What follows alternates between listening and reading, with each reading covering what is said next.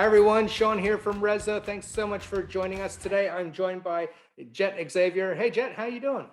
I'm good, Sean. Yourself? Yeah, good, thanks.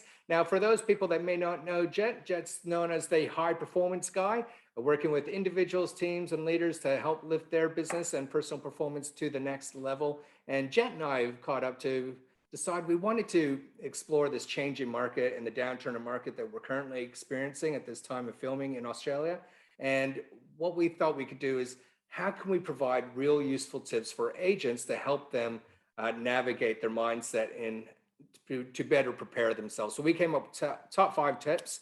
Otherwise, I should say Jet has. I've done absolutely nothing. But Jet, today we're on day number 3. What's day number three's tip, and why is it important? We are looking at the flow mindset today, Sean. It's important because real estate is a very emotional roller coaster for most people that are involved in it, and it can be very stressful. And as you know, the research that I did over the last 4 or 5 years, we brought out 3 white papers which showed us that anxiety, stress, overwhelm, impact on relationships, impact on time out for yourself was at 30 to 55+% of the industry. And so we've got a lot of issues around wellness and well-being. And I think it comes from this thing of not understanding flow and understanding that most of the time we're in fight mode.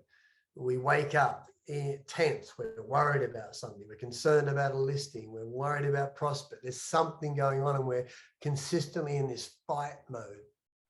And that lowers performance, it lowers motivation, it lowers focus and function, and it just basically makes things a lot tougher than being in flow, where we can ride through a lot of these things and become sort of Teflon with problems, that they don't sort of stick to us.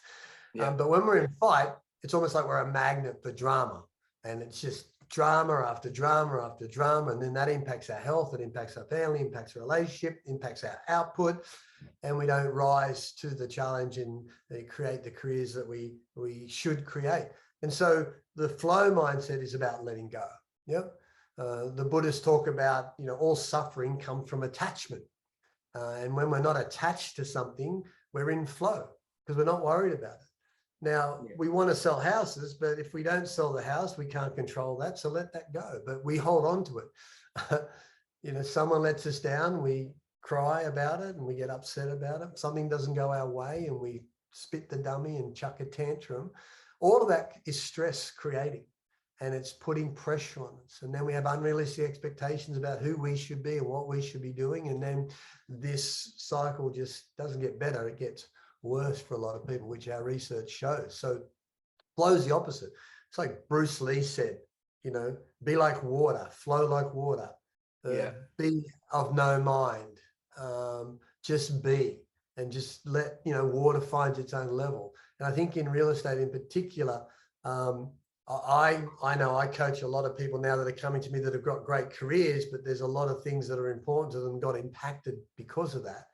And that's because they're in that constant fight, that constant striving, that constant pushing themselves, rather than understanding, hey, there are things that you can't control. There are things that you can let go of. There are things that you need to detach from to make the experience a lot more pleasurable and more effective. It's funny, the less pressure you're under, the less you strive, the less you push yourself, the less you're in fight mode, actually, the more successful you become across the board. So flow mindset is really important for survival, for longevity in the industry, for sustainability as well.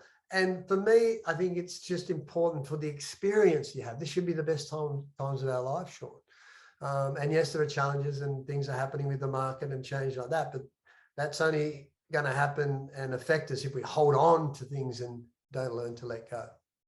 Yeah, 100%. I think if we look around our communities or our peers in the industry, we can see patterns of behavior, and then they become almost like an addiction. I certainly know people that are addicted to cortisol and caffeine.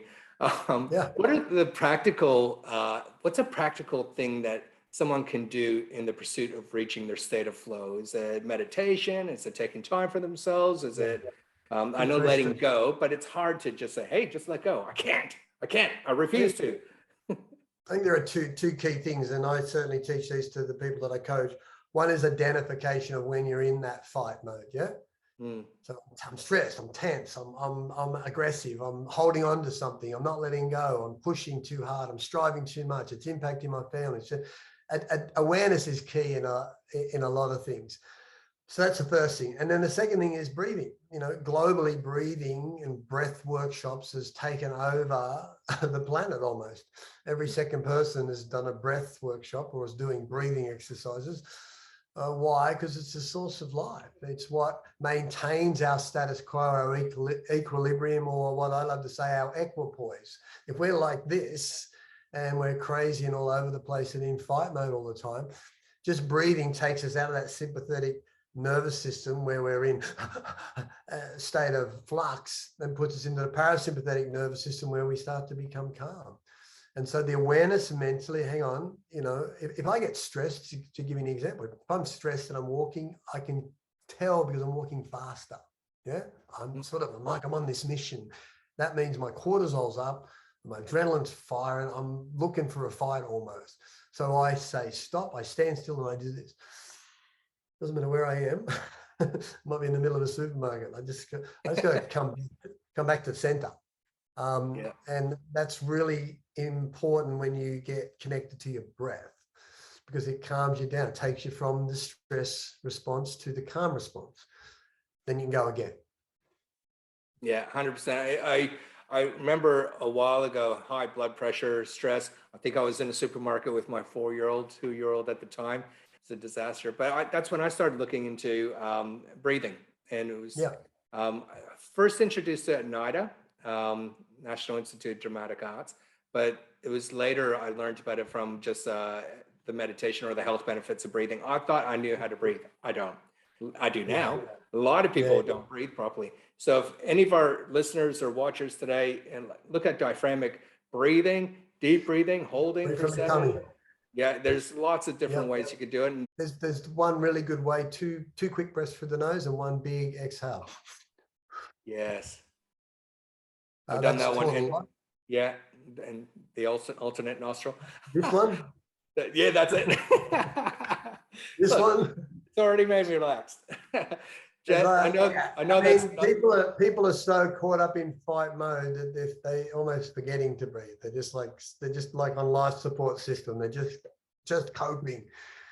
But if you take some steps back and just go, hang on a second, I'm in fight mode. I'm breathing up on my chest, short, sharp breaths, rather than breathing from a diaphragm, nice and deep and calm center. And so that's really important. And that's so simple.